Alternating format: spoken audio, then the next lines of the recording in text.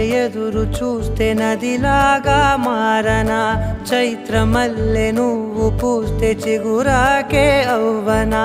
నన్నే వరించే యువరాజును అంట నీ యువరాణి